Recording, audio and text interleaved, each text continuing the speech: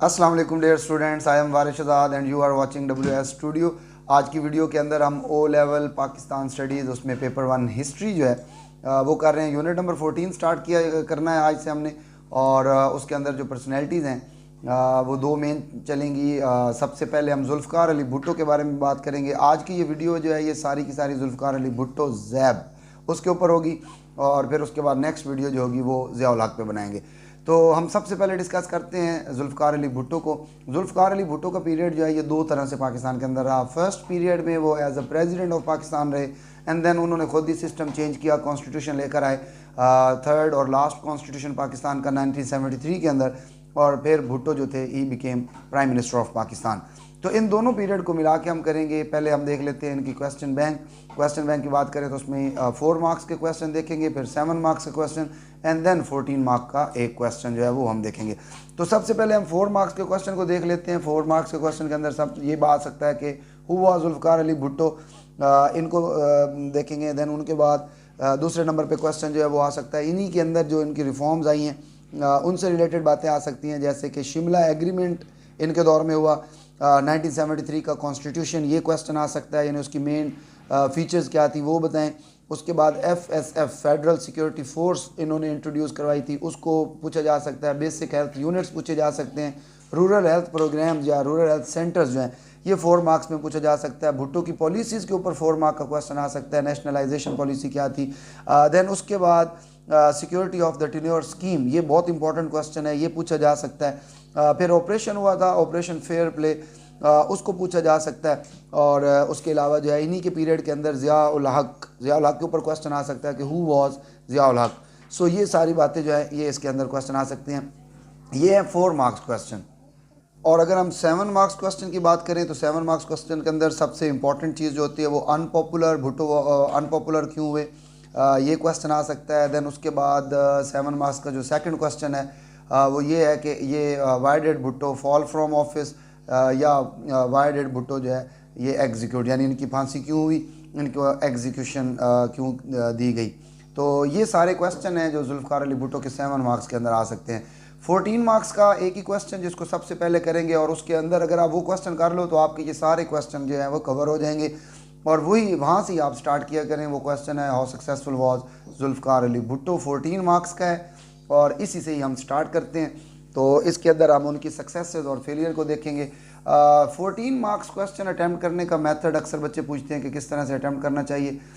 एक तो ये है कि ये डिफरेंट स्टाइल में ये क्वेश्चन आता होता है। अगर तो वो मेन स्टेटमेंट के साथ आए, लाइक वो आपसे खुद कोई रिफॉर्म दे दे या कोई बात आपसे कह दे कि वाज द मेन कंट्रीब्यूशन या main reform of Zulfiqar Ali Bhutto, for example nationalisation policy को वो दे लेता है कि ये मेन रिफॉर्म थी, डू यू एग्री और नॉट, एक्सप्लेन योर आंसर। तो पहले तो आप वो जो सेट स्टेटमेंट है, जो मेन स्टेटमेंट है, आप पहले उसको डिस्क्राइब करें, देन उसके बाद आप बाकी चीज़ें लिखेंगे। जैसे मैं बोल रहा हूँ हाउ सक्सेसफुल वाला, तो उसके अंदर आपने 2 वे आंसर करना होता है, उसकी सक्सेसेस और फेलियर, और फिर एंड पे इवैल्यूएशन देनी होती है। तो आइडियली तो ये है कि आप इसके अंदर पहले शुरू में ही डिसाइड करें कि उस पर्सनैलिटी को सक्सेसेस में लेके जाना है या फेलियर में लेके जाना है। तो अगर तो आपने फेलियर में लेके जाना है तो आप कम से कम 3 पैराग्राफ फेलियर के बनाएं, 2 पैराग्राफ सक्सेसेस के बनाएं, और एक में अपनी इवैल्यूएशन दे दें। और अगर लॉन्ग पैराग्राफ बनाने हैं तो एक आप सक्सेसेस का बना लें, 2 फेलियर्स के बना दें, और एंड पे अपनी इवैल्यूएशन दे लें। ये आपके ऊपर डिपेंड करता है। हमेशा याद रखिएगा कंटेंट जितना अच्छा होगा उतने अच्छे नंबर होंगे। ये पैराग्राफिंग, ये सारी चीज़ें जो हैं वो सेकेंडरी इंपॉर्टेंस रखती हैं। चलें आप शुरू करते हैं। How successful was Zulfiqar Ali Bhutto 14 marks के लिए। तो सबसे पहले हम इनकी पूरी टाइम लाइन चलाएंगे, जहाँ जहाँ सक्सेसेस होती रही वो बताएंगे, जहाँ जहाँ फेलियर्स होते रहे वो बताएंगे। तो शुरू में पहली बात जो आपने याद रखनी है वो है याह्या खान, उन्होंने रिज़ाइन कर दिया 20 दिसंबर 1971।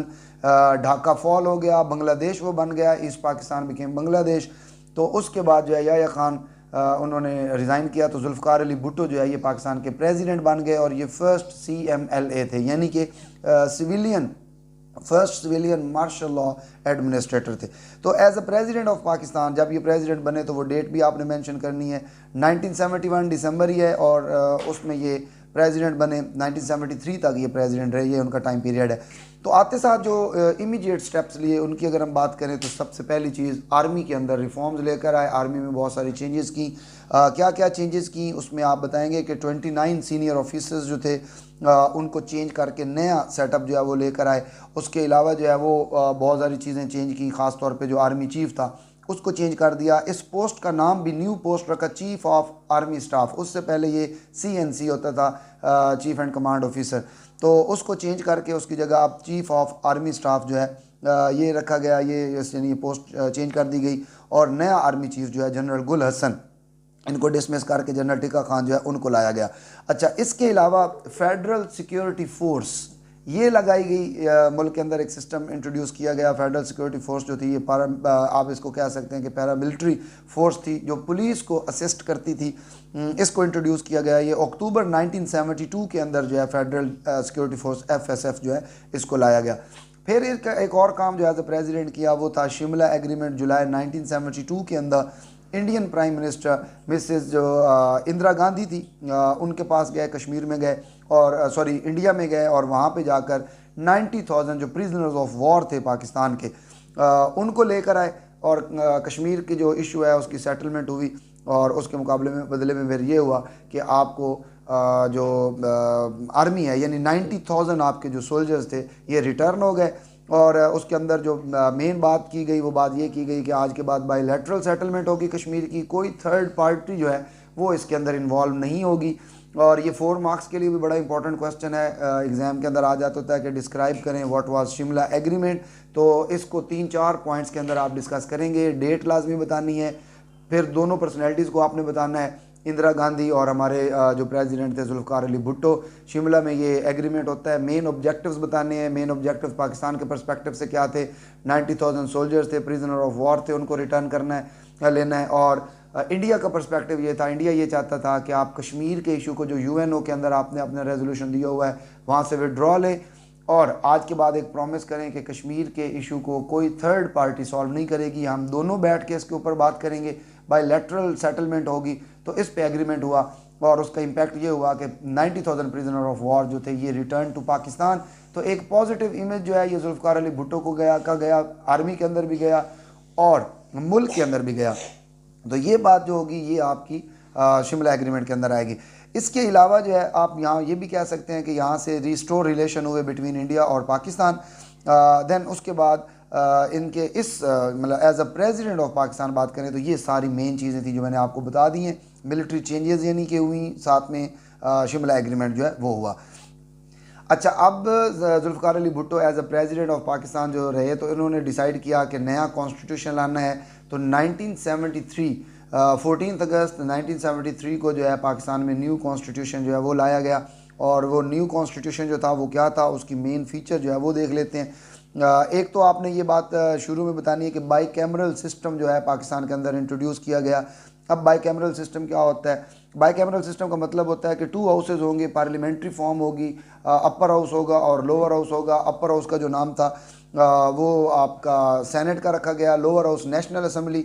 और सीट्स को भी बहुत अच्छे तरीके से जो है वो डिस्ट्रीब्यूट किया गया। जो नेशनल असम्बली की सीट्स थी उनको अकॉर्डिंग टू पॉपुलेशन डिस्ट्रीब्यूट किया गया और जो अपर हाउस यानी सेनेट की सीट्स थी उनको इक्वली डिस्ट्रीब्यूट किया गया। मैं एग्जांपल दे देता हूँ, अगर 100 सीट्स थी तो 4 प्रोविंसेस हैं, 25-25 इस रेशो से सारे जो जितने भी प्रोविंस हैं उनको सीट्स दे दी गई।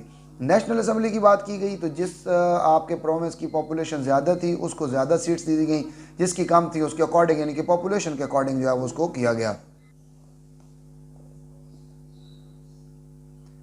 तो ये जो कॉन्स्टिट्यूशन का क्वेश्चन है इसको 4 मार्क्स के लिए भी आपने तैयार करना है। क्वेश्चन आ जाता है describe the terms of the 1973 constitution. वैसे आप लोगों के लिए ये एक मशवरा है कि आप जितने भी कॉन्स्टिट्यूशन पाकिस्तान के 3 हुए हैं 56, 62 और 73, इनको 4 मार्क्स के लिए ज़रूर अच्छी तरह से तैयार करके जाइएगा। अच्छा, इसको आपने वो डेट भी बतानी है। 14 अगस्त 1973 को इंट्रोड्यूस किया गया। एक तो purely parliamentary form of government है और वहाँ पे PM जो होंगे वो एग्जेक्टिव आप समझें हेड ऑफ स्टेट होंगे और प्राइम मिनिस्टर ही डिसाइड करेंगे कि प्रेसिडेंट कौन होंगे। फिर प्राइम मिनिस्टर जो है वो मुसलमान होना चाहिए और प्रेसिडेंट भी मुस्लिम होना चाहिए। फिर by cameral parliamentary form of government introduce की गई जिसके अंदर सेनेट को अपर हाउस कहा गया और नेशनल असम्बली जो है वो आपका लोअर हाउस हुआ। और सीट्स बड़ी मज़े की, बहुत अच्छे तरीके से इनको डिस्ट्रीब्यूट किया गया। सेनेट की सीट जो हैं वो इक्वली डिस्ट्रीब्यूट की गई अमंग प्रोविंसेस। नेशनल असम्बली की सीट्स जो थी वो अकॉर्डिंग टू पॉपुलेशन जो है वो किया गया। जिस प्रोविंस की सीट पॉपुलेशन ज़्यादा होगी उसको ज़्यादा सीट्स मिलेंगी, और यानी उस अकॉर्डिंग जो है ये किया गया। अब इसका इम्पैक्ट ये हुआ कि जितने भी लोग थे, चाहे वो अपोजिशन के लोग थे, सारों ने इस कॉन्स्टिट्यूशन को जो है ये एक्सेप्ट किया, और ये कॉन्स्टिट्यूशन आप कह सकते हैं कि एक प्योर डेमोक्रेटिक कॉन्स्टिट्यूशन था पाकिस्तान का। ये थर्ड कॉन्स्टिट्यूशन था।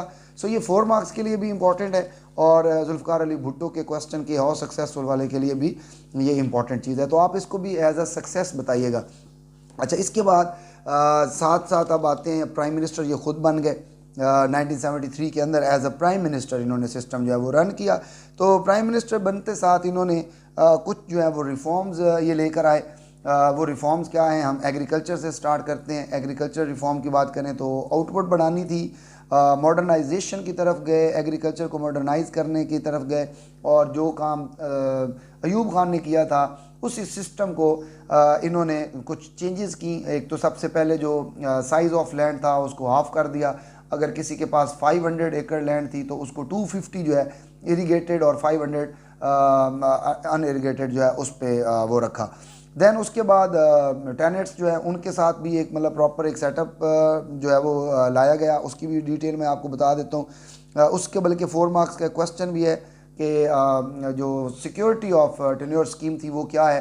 तो एक तो ये था कि इससे पहले जो टेनेट्स होते थे, मज़ारा जो लोग होते थे, अब जितने भी लोग हैं जिनकी ज़मीन थी, जो लैंड ओनर थे, वो किसी भी टाइम चाहते तो वो अपनी ज़मीन बेच देते होते थे। तो ये जो टेनेट्स हैं उनके लिए बड़ी प्रॉब्लम होती थी। तो अब उनको जो है ना फर्स्ट राइट ऑफ परचेज़ दिया गया, यानी अब अगर वो उनके पास पैसा है तो वो ज़मीन वो खुद परचेज़ कर सकते हैं। और उनके साथ एग्रीमेंट किया गया कि उस वक्त तक जब तक टेनेंट नहीं चाहेगा, उसकी जो आउटपुट है जब तक वो कल्टीवेट प्रॉपर यानी उसकी हार्वेस्ट नहीं हो जाती, उस टाइम तक वो ज़मीन जो है ओनर नहीं भेज सकता। तो ये बहुत एक अच्छी चीज़ थी। लेकिन इसके साथ भी अनफेयर हुआ, लोगों ने इसमें फेक टेनेंट्स बनाकर और अपनी ज़मीनें बचाने के लिए जो है वो एम्बेजलमेंट की। तो एज़ यूजुअल वो होता है, और मोस्टली लोग तो इनके अपनी वो लोग थे, यानी कि जो ये काम करने वाले थे वो अपनी ज़मीनें बचाने के लिए इन्होंने जो है वो काम किया गया। अच्छा, तो इसके रिज़ल्ट क्या है ये सारी चीज़ हम बताएंगे। कि मेन चीज़ आपने ये बताना है कि मोस्टली लैंड ओनर्स थे मेंबर नेशनल असेंबली के थे, या आप कह सकते हैं कि वो पार्लियामेंटेरियन थे। तो उन्होंने इस सारी चीज़ को जो लार्ज स्केल लेवल पे ये ट्रांसफ़र हो रहा था उसको नहीं होने दिया, सक्सेसफुल नहीं होने दिया, और जिसकी वजह से ये कोई इतनी सक्सेसफुल चीज़ जो है वो नहीं आई। और साथ ही साथ जो है जो टेनेट्स की बात हम कर रहे थे, टेनेट्स भी कोई इतने ज़्यादा रिच नहीं थे। वो जो उनको फर्स्ट राइट ऑफ परचेज़ दिया गया था तो वो पुअर टेनेट्स थे, तो दे कैन नॉट अफोर्ड के जी वो ज़मीन जो है वो परचेज़ कर ले। लिहाजा ये एग्रीकल्चर रिफॉर्म जो थी ये जुल्फ़िकार अली भुट्टो की टोटली फेल हो गई। पहले आप उसको बताएंगे थोड़ा सा कि ये क्या रिफॉर्म्स थी, क्या क्या चीज़ें की गई, और साथ में फिर आपने हाउ एवर लिख के साथ बता देना है कि ये फेल कैसे हुई। इसी तरह नंबर 2 की बात करें तो इंडस्ट्रियल रिफॉर्म्स लाई गई, क्यों लाई गई वो बात भी बतानी है, डिटेल देनी है, और देन उसके बाद आपने उसके सक्सेसेस या फेलियर्स बताने हैं। तो इंडस्ट्रियल रिफॉर्म्स में एक तो इन्फ्लेशन रेट 25% था, उसको रिड्यूस करने का प्लान किया गया। साथ ही साथ जो है डिफरेंट फंड्स क्रिएट किए गए, और एक ऐसा डेवलपमेंट स्कीम्स लाई गई कि जिसके अंदर जो है आप कह सकते हैं कि पाकिस्तान की तरक्की हो, उसका GDP जो है वो इंक्रीज़ हो। तो पीपल्स पार्टी की मेन विश भी यही थी, यानी people's party in the sense कि ये जुल्फ़िकार अली भुट्टो उनको चला रहे थे। तो उस वक्त उनका मेन कंट्रोल जो है वो था, और वो चाहते थे कि मुल्क के अंदर GDP को बढ़ाया जाए। क्या स्टेप उठाए गए? सबसे पहली चीज़ इंडस्ट्रियलाइजेशन। मुल्क के अंदर जो है सारी मेजर जो इंडस्ट्रीज़ थी, जैसे कि शुगर है, ऑयल है, टेक्सटाइल, फर्टिलाइजर्स वगैरह, इन इंडस्ट्रीज़ को, बड़ी बड़ी जितनी भी मेजर इंडस्ट्रीज़ थे, यूनिट्स थे, इन सारी इंडस्ट्रीज़ को नेशनलाइज कर दिया गया, और बड़े बड़े बैंक्स जो हैं उनको भी नेशनलाइज कर दिया गया। तो उसका ये था कि एक तो ये बात ये क्यों की गई, वो जैसे मैंने पहले बताया कि उसकी सारी बड़ी वजह जो थी वो इन्फ्लेशन को कंट्रोल करना था, क्योंकि इन्फ्लेशन बहुत ज़्यादा थी। तो बड़ी बड़ी इंडस्ट्रीज़ जो थी, यानी माफियाज थे, वो ये काम कर रहे थे। तो ये किया गया, ये सारा सेटअप जो है इसने क्या किया, ये बहुत बड़े लेवल पे ये फेल हो गया। फेल होने की जो सबसे बड़ी वजह है, एक तो ये था कि मैनेजरियल स्टाफ नहीं था इनके पास, और नेशनलाइजेशन पॉलिसी जो थी, सिविल सर्वेंट्स जो थे वो नहीं चाहते थे कि इस तरह से ये चीज़ें चलें। उन्होंने भी कोई साथ सपोर्ट नहीं किया, ब्यूरोक्रेसी इतनी ज़्यादा अच्छी नहीं थी, इनएफिशिएंट थे, उनसे ये सिस्टम नहीं चल सका। और साथ ही साथ जो प्राइवेट आपके जो ओनर्स थे, जिनकी इंडस्ट्रीज़ लेके उनको नेशनलाइज किया गया, वो लोग उन्होंने भी डिस्करेज किया। तो ओवरऑल पूरी कंट्री के अंदर नेशनलाइजेशन पॉलिसी जो है ये टोटल फेल हो गई। इसके बाद हम आते हैं सोशल रिफॉर्म्स की तरफ। और जो सोशल रिफॉर्म्स थी दो हिस्सों में डिवाइड करना है। एक हिस्सा जो है वो हम देंगे एजुकेशन रिफॉर्म्स को और दूसरे हिस्से में हम बात करेंगे हेल्थ रिफॉर्म्स को। तो सबसे पहले बात कर लेते हैं एजुकेशन रिफॉर्म्स की। एजुकेशन रिफॉर्म्स क्यों लाना चाहते थे, उसकी जो सबसे बड़ी वजह थी वो था लिटरेसी रेट इंक्रीज़ करना था। कम से कम इन्होंने जो है वो कहा कि जो 25% अभी है तो बढ़ाना है, इससे बहुत ज़्यादा लेवल पे लेके जाना है। बहुत ज़्यादा लोग इलिटरेट हैं और जो लोगों की पर्सनैलिटी है, उनका जो कॉन्फिडेंस है और सोशो इकोनॉमिक स्टेटस और स्किल्स जो हैं ये बिल्कुल नहीं है, इनको इम्प्रूव करना है। और एजुकेशन जो है ये एक यूनिफॉर्म एजुकेशन होनी चाहिए और मॉडर्नाइज करिकुलम होना चाहिए और मुल्क के अंदर जो जहालत है, इग्नोरेंस है, इसको ख़त्म करना है। तो इन सारी चीज़ों के लिए जो है ये रिफॉर्म्स लाई गई। अब उसमें क्या किया गया, सबसे पहले तो ये था कि नेशनलाइजेशन चूँकि मुल्क के अंदर चल रही थी, बहुत सारे स्कूल जो हैं उनको प्राइवेट कर दिया गया और एक यूनिफॉर्म सिलेबस लाया गया ऑल इंस्टीट्यूट्स के अंदर। न्यू स्कूल्स बनाए गए और फ्री एजुकेशन जो है वो primary education free and compulsory कर दी गई। तो ये सारी डिटेल्स हैं, लेकिन ये फेल हो गए। फेल होने की सबसे जो बड़ी वजह वो ये है, सबसे पहली चीज़ बजट। इन्होंने सिर्फ 13% बजट जो है वो एलोकेट किया प्राइमरी एजुकेशन के लिए, तो जो कि इतना बड़े ख्वाब देख रहे थे, तो बजट इनएफिशिएंट था। उसके अलावा जो है अब रूरल एरिया के अंदर जो है लोग ज़्यादातर जो है उनका फोकस होता था कि बच्चे पैदा किए जाएं और उनको फैक्ट्रीज़ में भेज दिया जाए और वो अर्न करके लाएंगे, लेकिन स्कूल भेजेंगे तो उससे उल्टा खर्चा करना पड़ेगा, यानी चाइल्ड लेबर एक बहुत बड़ा इशू था। तो उन्होंने इसकी अपोजिशन की, उन्होंने बच्चों को स्कूल कोई नहीं भेजा, फैक्ट्रीज़ में भेजना शुरू कर दिया, जिसकी वजह से जो प्राइमरी एजुकेशन हालांकि वो फ्री थी लेकिन वो ड्रीम जो है वो पूरा नहीं हुआ। लिहाजा ये भी एक बहुत बड़ी प्रॉब्लम। तीसरी बड़ी प्रॉब्लम जो थी वो ओवर क्राउडेड, बहुत ज़्यादा बच्चे, स्कूल कम और टीचर इनएफिशिएंट। तो मैनेजरियल स्टाफ भी आप कह सकते हैं इनएफिशिएंट एडमिनिस्ट्रेटिव स्टाफ था जिनसे ये सिस्टम नहीं चल सका। और जो स्कूल ज़्यादातर नेशनलाइज कर दिए गए, प्राइवेट सेक्टर में अच्छे चल रहे थे लेकिन जब वो नेशनल पर्सपेक्टिव में आ गए तो वो उतने अच्छा रन जो है वो नहीं हो सके। तो उसकी आउटकम क्या निकली, आउटकम ये निकली कि ओनली 1% लिटरेसी रेट जो है वो इंक्रीज़ हुआ 5 सालों के अंदर। इससे बड़ी एम्बेरसमेंट मेरे ख्याल में और कोई नहीं हो सकती थी। सो ये एजुकेशनल रिफॉर्म जो थी ये टोटल फेल हो गई। इसको मैंने जैसे कहा कि सोशल रिफॉर्म्स को दो पार्ट्स में डिवाइड करना है। दूसरे नंबर पे हम हेल्थ रिफॉर्म्स की बात करेंगे। हेल्थ रिफॉर्म्स क्या थी पहले डिस्क्राइब करना है। हेल्थ रिफॉर्म्स दो तरह से लाई गई, बेसिक हेल्थ और फैमिली प्लानिंग प्रोग्राम जो है ये शुरू किए गए। अब बेसिक हेल्थ में क्या किया गया, रूरल हेल्थ सेंटर्स और बेसिक हेल्थ यूनिट्स जो हैं ये इंट्रोड्यूस किए गए। वो क्या होते हैं, RHCs भी बोला जाता है, BHU भी बोला जाता है। 4 मार्क्स के लिए ये बड़े इंपॉर्टेंट क्वेश्चन है। ये जो रूरल एरियाज़ हैं, गांव हैं, वहाँ पे इनको इंट्रोड्यूस किया गया। उस पर वहाँ पे बड़े बड़े टाउन्स में भी लाया गया, शहरों में भी लाया गया। एक तो ये किया गया कि जो फ्रेश डॉक्टर्स हैं उनके लिए कंपलसरी था कि वो इन एरियाज़ में जाएंगे। न्यू हॉस्पिटल्स बनाए गए, मेडिकल कॉलेजेस बनाए गए और न्यू नर्सेज जो हैं उनका स्टाफ जो है वो लाया गया। वैक्सीनेशन प्रोग्राम जो हैं ये शुरू करवाए गए और साथ ही साथ फैमिली प्लानिंग प्रोग्राम जो है इसको ऑल ओवर द पाकिस्तान जो है ये इंट्रोड्यूस किया गया। अब इसके रिज़ल्ट क्या निकले, रिज़ल्ट ये था मेडिकल केयर ऑफ पाकिस्तान किसी हद तक इम्प्रूव हुआ, इसमें कोई शक नहीं है। शॉर्टेज ऑफ डॉक्टर्स और नर्सेज जो थी स्टिल वो एक प्रॉब्लम था, यानी इन इंस्टीट्यूट्स ने जो है नर्सेज इतनी ज़्यादा नहीं दी और डॉक्टर्स भी अभी तक इतने ज़्यादा जो है वो नहीं है। और साथ ही साथ जो एक इशू हुआ वो ये था कि फार्मास्यूटिकल इंडस्ट्री के अंदर ब्रांड नेम ख़त्म कर दिए गए। अब ब्रांड नेम क्या क्या होता है, ये ख़त्म करने का क्या मकसद था, इसमें कुछ पॉजिटिव चीज़ें भी हुई, कुछ नेगेटिव चीज़ें भी हुई। यानी कोई भी ब्रांड जो है अब अपनी नाम से मेडिसन जो है वो नहीं बेचेगा, उसको जो है मेडिसन के नेम से वो बेचना पड़ेगा। जैसे वेस्ट के अंदर ये कल्चर है, आज भी वहाँ पे चल रहा है। पाकिस्तान ने भी इसको इम्प्लीमेंट करने की कोशिश की लेकिन फेल हो गए क्योंकि माफियाज था, प्राइवेट ओनर्स थे। तो जब उन्होंने देखा कि इस तरह से ये सिस्टम चल रहा है, उनके प्रॉफिट मार्जिन कम हो गया, उन्होंने क्या किया, अपनी जो इन्वेस्टमेंट थी वो निकाल ली और फिर पुअर क्वालिटी की मेडिसिन जो है ये मुल्क में बनना शुरू हो गई, जिसकी वजह से ये सिस्टम जो है वो फ्लॉप हो गया। लिहाजा ये हेल्थ जो चीज़ें थी, हेल्थ रिफॉर्म्स थी, ये ओवरऑल पाकिस्तान के अंदर ये भी फेल हो गई। अगली रिफॉर्म्स की बात करें वो थी एडमिनिस्ट्रेटिव रिफॉर्म्स। बहुत कुछ चीज़ें चेंज करना चाहते थे जुल्फ़िकार अली भुट्टो। सबसे पहले वो पाकिस्तान की ब्यूरोक्रेसी को चेंज करना चाहते थे। उनको लगता था कि इनएफिशिएंट है और अननेसेसरी रूल्स हैं, इनको चेंज करना है। तो उसके लिए काफ़ी चेंजेस करने की कोशिश की गई लेकिन वो चीज़ें भी सक्सेसफुल नहीं हुई। ये स्केल के ऊपर भी जो है ये सेटिस्फाई नहीं थे। स्केल भी ये कहते थे कि जो सैलरी स्केल है वो भी सबका यूनिफॉर्म सैलरी स्केल होना चाहिए, और रिक्रूटमेंट मेथड जो है उनको भी ईजी होना चाहिए, और कैपेबल लोग जो हैं वो ज्वाइन करें, और अननेसेसरी स्टाफ जो है उसको बीच में रिमूव किया जाए। खैर, ये जब स्टार्ट किया गया ऑब्जेक्टिव्स बहुत अच्छे थे, लेकिन टोटल फेल हो गए, क्योंकि सिस्टम के अंदर के जो लोग थे वो नहीं चाहते थे कि ये सारी चीज़ें हों। तो उन्होंने सपोर्ट नहीं किया जुल्फ़िकार अली भुट्टो को, और इनएफिशिएंट स्टाफ होने की वजह से, मैनेजरियल स्टाफ की इनएफिशिएंसी जो है वो सिस्टम को ले डूबी, और ये रिफॉर्म्स भी बुरी तरीके से जो है वो फेल हो गए। सो ये ओवरऑल रिफॉर्म्स थी as a president and as a prime minister of Pakistan, इनको आप लेकर आएंगे, और साथ में आपने कंक्लूजन करनी है। अब हम 7 मार्क्स का बहुत इंपॉर्टेंट क्वेश्चन करने जा रहे हैं, और वो क्वेश्चन है कि जुल्फ़िकार अली भुट्टो अनपॉपुलर क्यों हो गए, उसकी क्या रीज़न थी। तो कुछ चीज़ें उसके पीछे, कुछ छोटी सी स्टोरी है, पहले वो पता होनी चाहिए, फिर आप क्वेश्चन की तरफ आएंगे।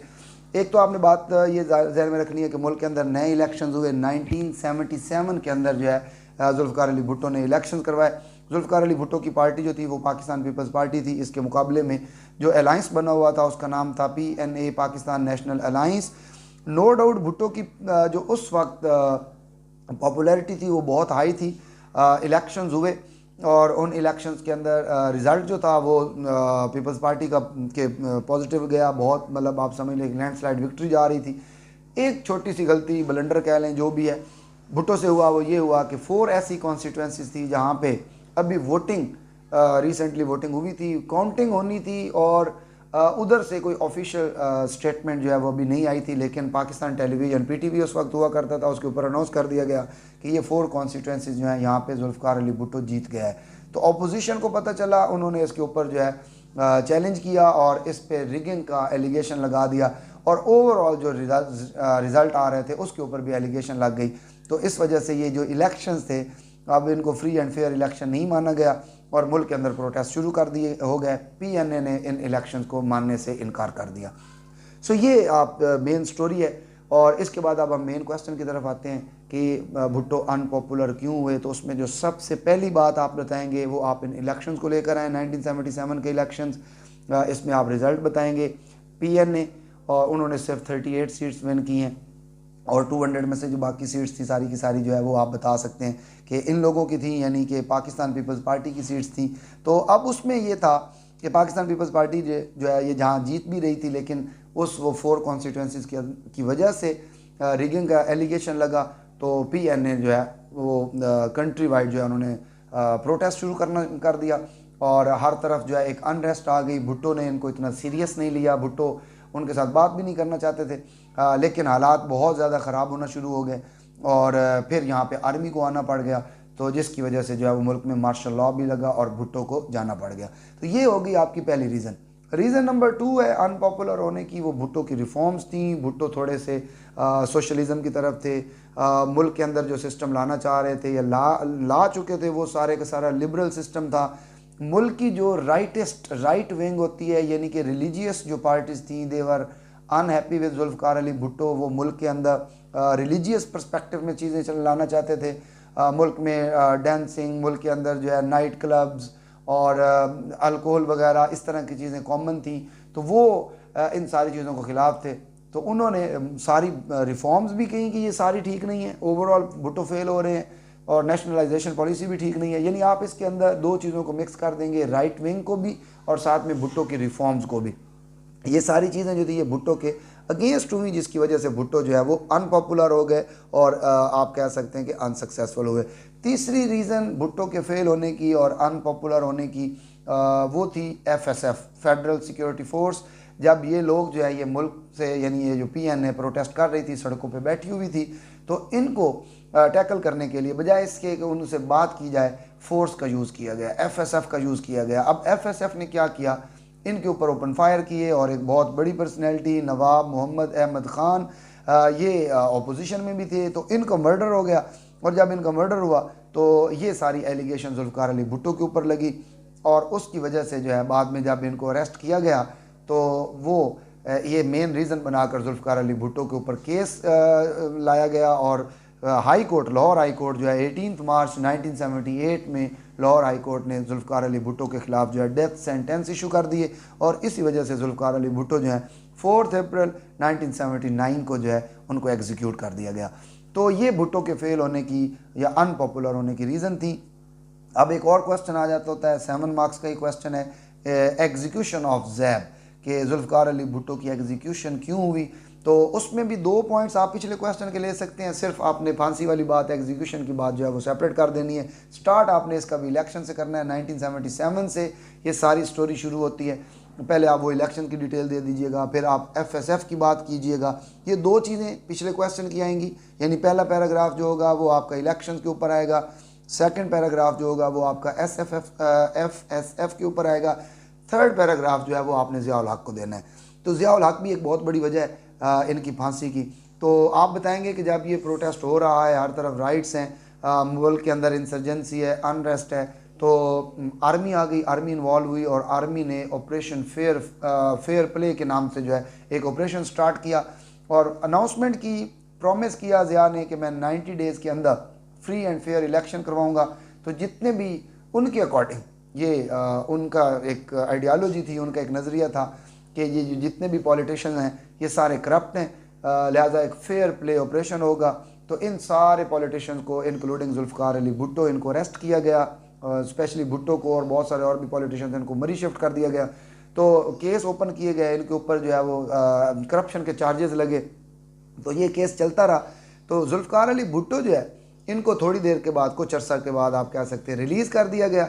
जब ये रिलीज़ हुए तो इन्होंने अवाम के अंदर, चूँकि ये पॉपुलर तो थे, अब अरेस्ट होने की वजह से और ज़्यादा पॉपुलर हो गए, तो इन्होंने कंपेन शुरू कर दी। कंपेन के दौरान इन्होंने, जुल्फ़िकार अली भुट्टो ने ज़ियाउल हक के ख़िलाफ़ जो है वो बोलना स्टार्ट कर दिया। यहाँ तक कह दिया कि मैं ज़िया के ऊपर आर्टिकल 6 लगाऊंगा, मैं इसको फांसी दूंगा।